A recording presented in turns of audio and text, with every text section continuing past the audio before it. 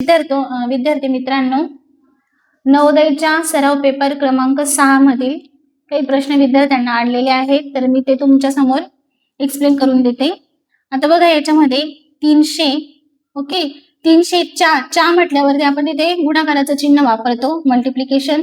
40% तर 40% म्हणजे टक्के म्हणजे अपॉन 100 येतील. ओके, प्लस एमच्या म्हणजे च्या साठी काय वापरायचा, इंटू गुणिले, आणि 20% म्हणजे 20/20 upon 100. Okay, is equal to 200.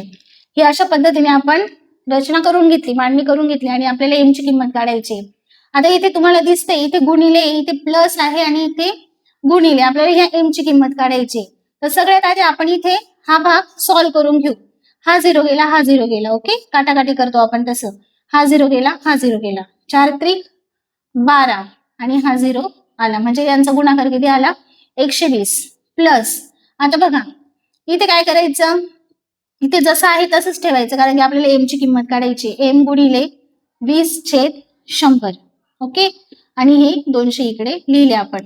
आता हा 120 याच्या पुढे कोणतं चिन्ह नाही, म्हणजे इथं प्लसचं चिन्ह असतं, म्हणजे हा 120 इथं प्लस आहे, तर विरुद्ध दिशेला जाताना तो मायनस होईल, म्हणून हा 120 आपल्याला पुढच्या क्रियेमध्ये तिकडे घ्यायचंय. म्हणून 200 वजा 120 ही क्रिया लक्षात आली.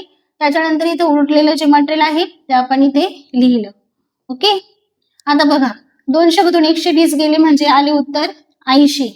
त्याच्यानंतर आता आपल्याला एम ची किंमत काढायची आहे. एम इथे लिहिला. आता इथे काय असतं, आता इथे 20 हा वरती आहे. ओके, आणि 100 हा भागिले आहे. मग 100 हा इकडे जाताना गुणिले होईल, विरुद्ध दिशेला जाताना.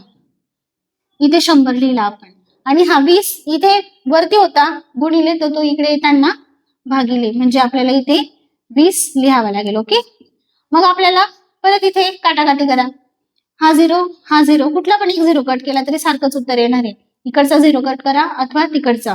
0 0 कट झाला, 2 आणि 8 ला भाग जातो, तर 2 8.